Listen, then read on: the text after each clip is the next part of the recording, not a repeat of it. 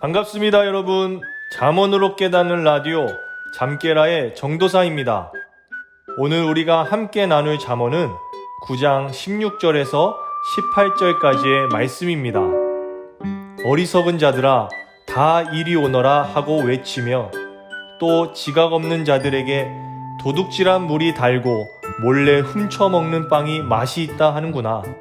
그러나 어리석은 자들은 그녀를 따라가는 것이 죽음의 길이라는 것을 알지 못하고 또 전에 그녀의 유혹에 빠진 자들이 지금 지옥에 있다는 사실도 알지 못한다.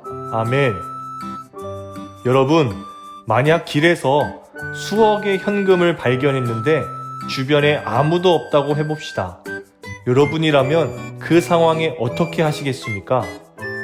다른 사람들을 속여서 짧은 시간에 엄청난 돈을 벌 수 있고 아무 문제가 되지 않을 것이라고 해봅시다. 여러분은 어떻게 하시겠습니까? 오늘 잠언은 이러한 상황 속에서 어리석은 자들은 도둑질한 물이 달고 몰래 훔쳐먹는 빵이 맛이 있다고 한다 했습니다. 도둑질한 물과 몰래 훔쳐먹는 빵은 일하지 않고 수고하지 않고 얻게 되는 것들을 말하는 것입니다. 도박이나 복권을 해서 큰 돈을 손에 넣게 되거나 길가에서 거금을 줍게 되었을 때 별로 어렵지 않게 사기를 치거나 도둑질하여 엄청난 돈을 갖게 되었을 때, 즉 정당하게 일하지 않고 수고하지 않고 어떤 큰 이익을 얻게 되었을 때 그것을 기뻐하고 즐거워하는 것은 어리석은 행동이라는 것입니다.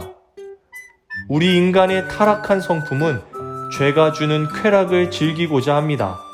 정당하지 않은 방법으로 이득을 얻을 때 바로 이 쾌감을 느끼게 되는데요.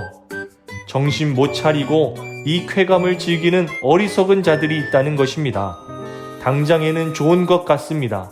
그러나 그 즐거움이 자신을 지옥문으로 끌고 가고 있다는 것은 알지 못한다는 것입니다.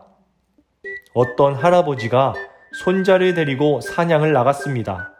할아버지는 길가에 먹이를 뿌려놓고 몸을 숨기고 총을 겨누고 있었습니다.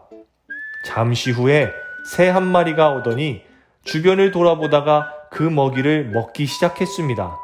그때 할아버지는 손자에게 말했습니다. 길가에 먹을 것이 있고 아무도 없다고 생각된다면 그것은 반드시 미끼란다. 주변에 사냥꾼이 있다는 것을 꼭 기억하고 정신을 더 바짝 차려서 속지 말아야 한단다 라고 말이죠. 여러분, 우리가 살고 있는 이 세상에서는 도둑질한 물이 달고 몰래 훔쳐먹는 빵이 맛이 있다고 이야기합니다. 꽤 많은 이들이 이런 삶을 살아도 괜찮은 것이고 오히려 이렇게 사는 것이 성공하는 것이라고 끊임없이 유혹합니다. 이런 상황 속에서 우리는 오늘 잠언을 기억하며 정신을 더 바짝 차리고 마귀의 미끼에 속아 넘어가지 않아야 합니다. 왜냐하면 그 길은 죽음으로 가는 길, 지옥으로 가는 길이기 때문입니다. 여러분, 모두가 이 길이 아닌 하나님의 말씀을 따라 사는 생명의 길, 천국으로 가는 길을 걷는 지혜로운 사람이 되시길 예수님의 이름으로 축복합니다.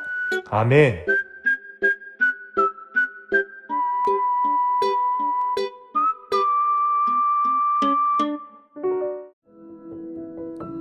우리 함께 기도드리실까요? 사랑의 하나님, 우리 삶 속에서 어리석은 사람들이 우리를 유혹할 때, 마귀가 미끼를 놓고 우리를 사냥하려고 유혹할 때 속아 넘어가 죽음의 길로 걸어가지 않도록 도와주세요.